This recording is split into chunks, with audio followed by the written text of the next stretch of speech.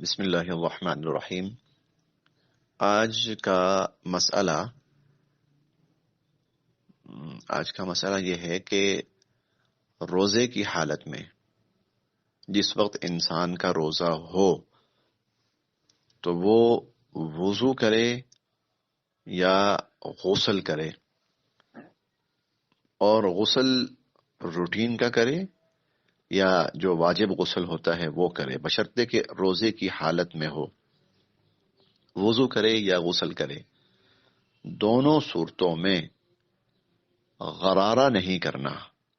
غرارہ یعنی حلق تک پانی لے کے جانا، غرارہ نہیں کرنا دونوں صورتوں میں، کیونکہ اگر غرارہ کرتے ہوئے پانی حلق میں چلا گیا تو روزہ ٹوٹ جائے گا، روزہ ٹوٹ جائے گا۔ تو روزے کی حالت میں غرارہ نہیں کرنا، اگر پانی حلق میں چلا گیا تو اس سے روزہ ٹوٹ جائے گا۔